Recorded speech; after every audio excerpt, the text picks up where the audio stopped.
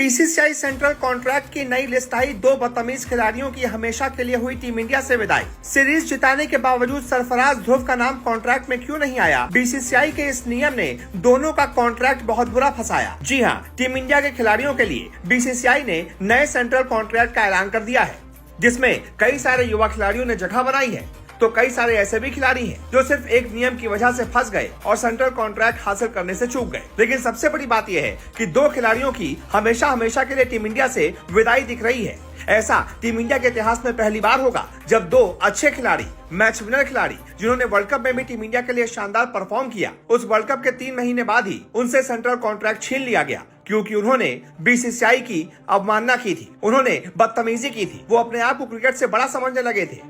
बस यही गलती वो कर गए और इसी वजह से सेंट्रल कॉन्ट्रैक्ट से बाहर निकल गए। तो सबसे पहले आपको बताते हैं कि जो नया सेंट्रल कॉन्ट्रैक्ट आया है उसमें कितनी सैलरी किस खिलाड़ी को मिलेगी और कौन सा खिलाड़ी किस ग्रेड में है। सबसे पहले आता है ग्रेड A+, जिसमें सालाना 7 करोड़ रुपए मिलते हैं। इस ग्रेड में 4 खिलाड़ियों को जगह दी गई है: रोहित शर्मा, विराट कोहली, जसप्रीत बुमराह और रविंद्र जडेजा। इसके बाद आता है ग्रेड A, जिसमें सालाना 5 करोड़ रुपए मिलते हैं। इस ग्रेड में 6 खिलाड़ियों को मौका मिला है: रविचंद्रन अश्विन, मोहम्मद शमी, मोहम्मद सिराज, केएल राहुल, शुभमन गिल और हार्दिक पांड्या। इसके बाद आता है ग्रेड B, जिसमें सालाना 3 करोड़ रुपए सैलरी मिलती है। इसमें 5 खिलाड़ियों को मौका दिया गया है: सूर्य कुमार यादव, ऋषभ पंत, कुलदीप यादव, अक्षर पटेल और यशस्वी जायसवाल। और इसके बाद आता है चौथा ग्रेड, जिसे बोलते हैं ग्रेड C, और इसमें मिलते हैं सालाना 1 करोड़ रुपए।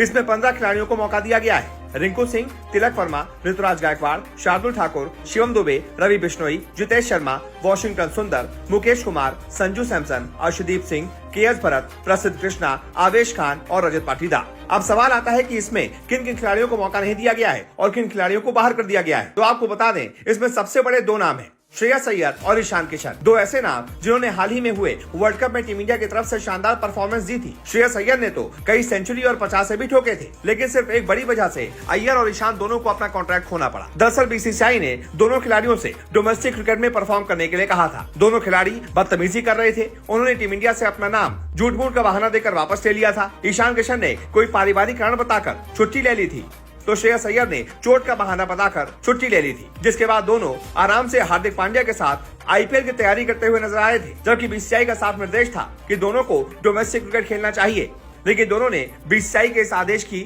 अवमानना की। दोनों ने बीसीसीआई के इस आदेश को नहीं माना, जिसके बाद बीसीसीआई इनसे नाराज हो गई और दोनों को कॉन्ट्रैक्ट से बाहर कर दिया है।